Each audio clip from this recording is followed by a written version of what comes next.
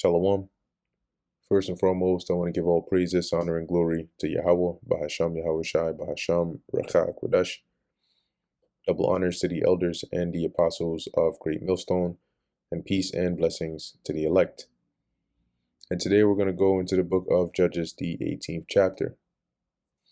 And as we went through in the 17th chapter, right, we saw the story of Micah, who basically made up these idols in his house and ended up inviting a Levite to come be his priest. In those days there was no king in Israel, and in those days the tribe of the Danites sought them an inheritance to dwell in. For unto that day all their inheritance had not fallen unto them among the tribes of Israel.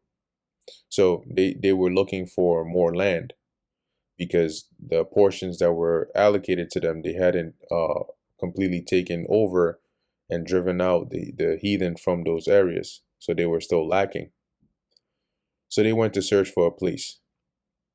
And the children of Dan sent of their family 5 men from their coasts, men of valor, from Zorah and from Eshtaol, to spy out the land and to search it. So they sent these 5 men to go seek out within the coast of Israel, where they can find a good suitable land that they can go and take over. And they said unto them, Go, search the land. Who, when they came to Mount Ephraim, to the house of Micah, they lodged there.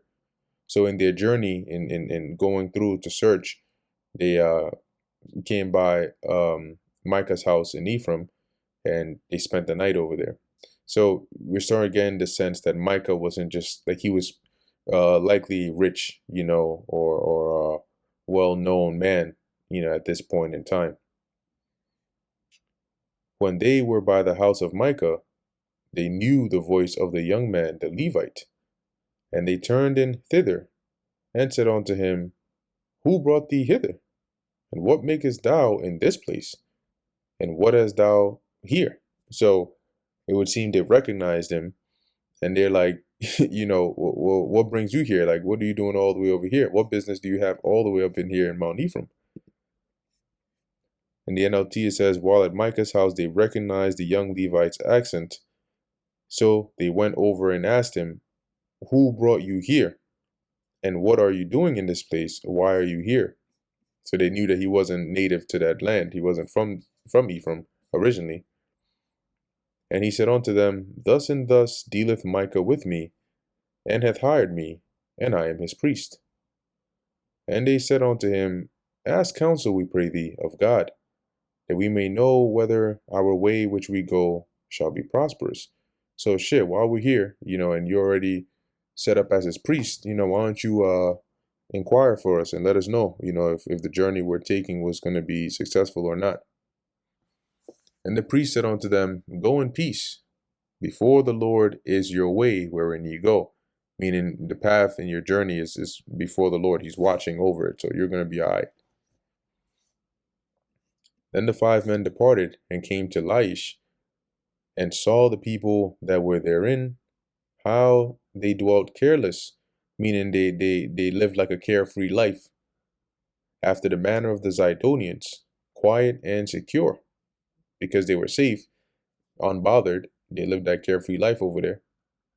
And there was no magistrate in the land that might put them to shame in anything, i.e., they didn't have any like king or ruler over them, that would oppress them when it says shame there, to trouble them in any form. So it was like a free land, for those that were dwelling there. And they were far from the Zidonians, and had no business with any man. So I pulled up here. I was able to find a relatively decent map on this. So you had the original territory of Dan over here, and then this is Micah's house over here. So in their journeying, right, they come up through here, they lodge at Micah's house, and they continue to make their way all the way up here. And here they notice that the people, which originally was Laish, were far from the Zidonians, and as it said, they had no business with any man. What that means is they didn't have any alliances or ties to any neighbors that are around. So they were a perfect target for Dan. And they came unto their brethren to Zorah and Eshtaol, meaning the five men that were sent, returned, and they returned with this news. And their brethren said unto them, What say ye? So, what did you see? What's the verdict? And they said, Arise, that we may go up against them. For we have seen the land, and behold, it is very good. And are ye still?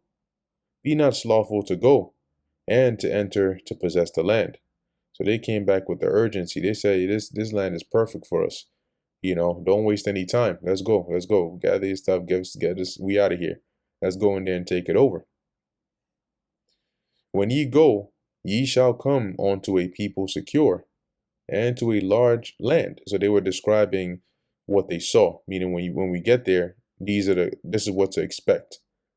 All right. So you have people that are secure, they're safe, they're carefree, dwelling over there, and to a large land. Right. The land is huge. For God hath given it into your hands, a place where there is no want of anything that is in the earth. Meaning this land is not lacking in anything. It's perfect. The soil is rich. It's just great. And there went from thence of the family of the Danites out of Zorah and out of Eshtaol 600 men appointed with weapons of war.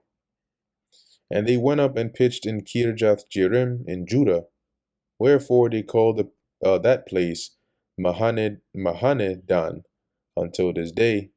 Behold, it is behind Kirjath Jearim. So that when it says they pitched, that's where they went out and they encamped there that day.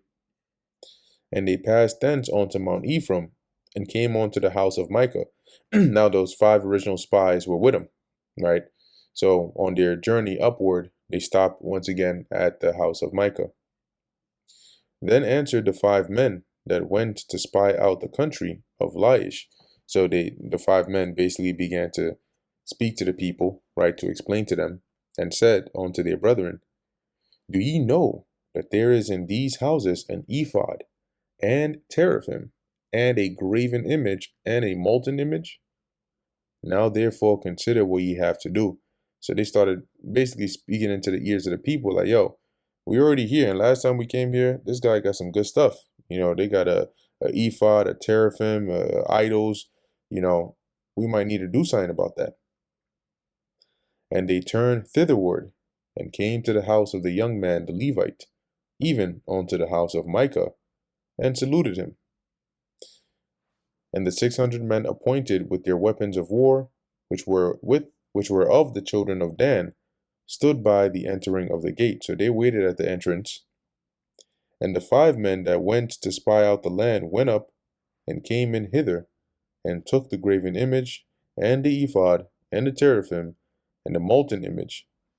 And the priest stood in the entering of the gate with the 600 men that were appointed with weapons of war. So while the priest was at the entrance with them, these 5 men likely snuck off and went and took these the images and so on. And these went into Micah's house and fetched the carved image and ephod and the teraphim and the molten image. Then said the priest unto them, What do ye? So what are you doing? And they said unto him, Shh, hold thy peace, which means to be quiet. Lay thy hand upon thy mouth, and go with us, and be to us a father and a priest.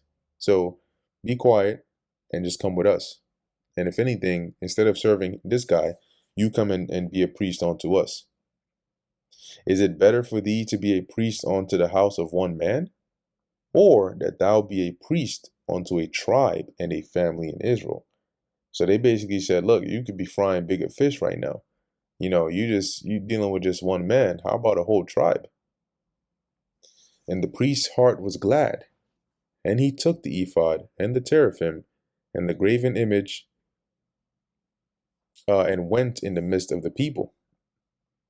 So they turned and departed, and put the little ones and the cattle and the carriage before them, i.e. the children and so on that they were traveling with. And when they were a good way from the house of Micah, the men that were in the houses near to Micah's house, so the neighborhood, you could say, were gathered together and overtook the children of Dan. So they started to pursue after the Danites that had just left. And they cried unto the children of Dan, and they turned their faces and said unto Micah. So they basically, like, they're chasing them, shouting at them. And so the Danites turn and they see Micah leading this pack. And so they turn to him and say, What aileth thee? What's your problem? What's the matter? That thou comest with such a company. So what's the matter with you that you coming after us with this whole large mob?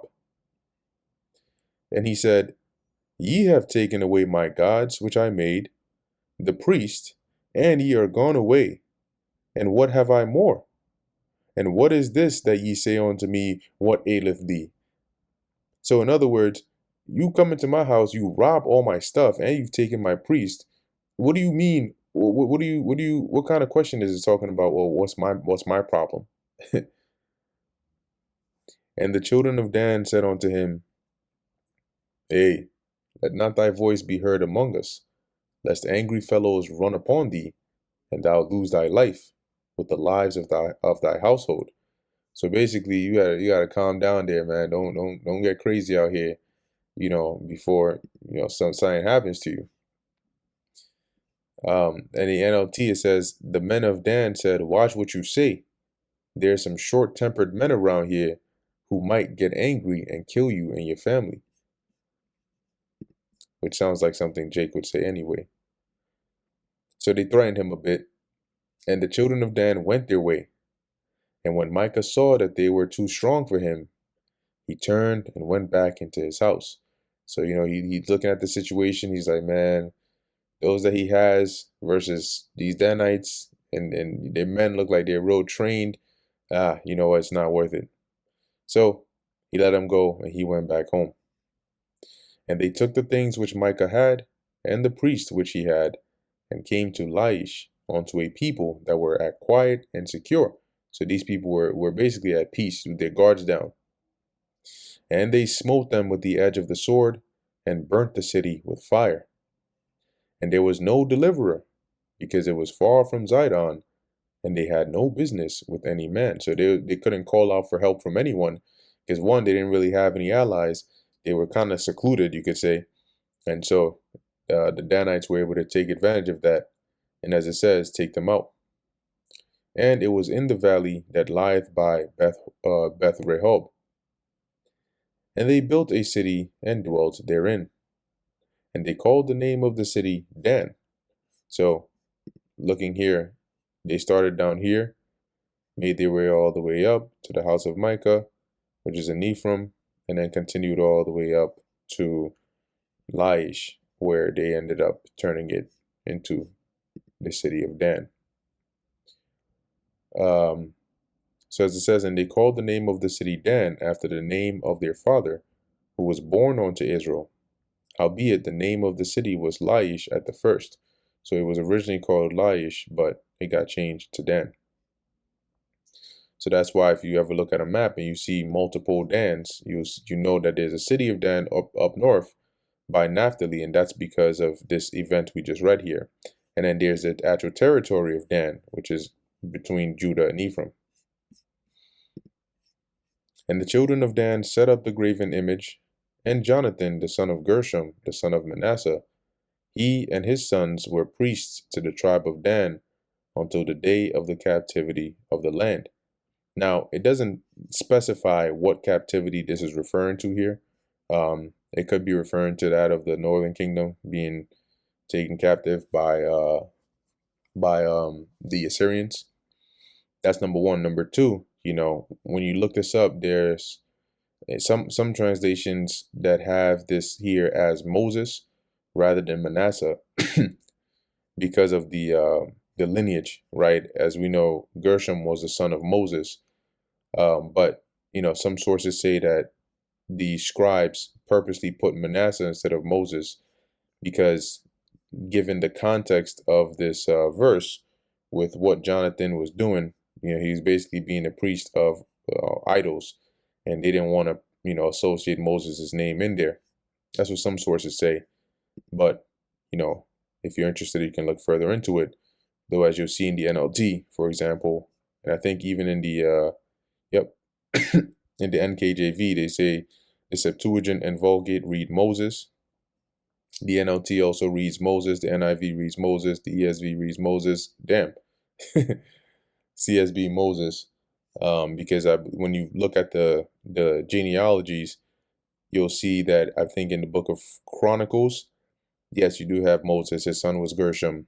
In Chronicles, it lists his Gershom's son by a different name. That's not Jonathan here, but there's some different explanations for that if you look into it.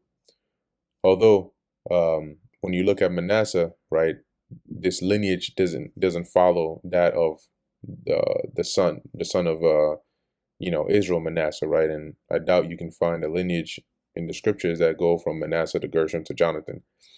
So chances are this is indeed, might have been talking about Moses here, considering that his grandson, if indeed this is the lineage, would have still been alive, which makes this feasible, since Aaron's grandson was also alive at this time as well.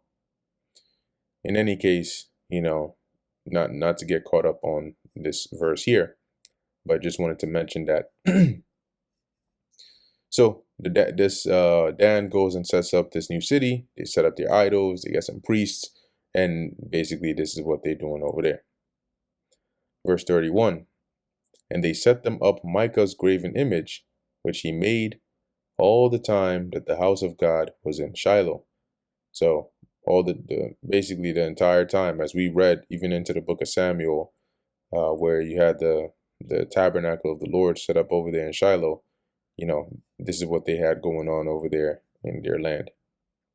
And that brings us to the end of the book of Judges, the 18th chapter. Lord willing, that was edifying to the elect.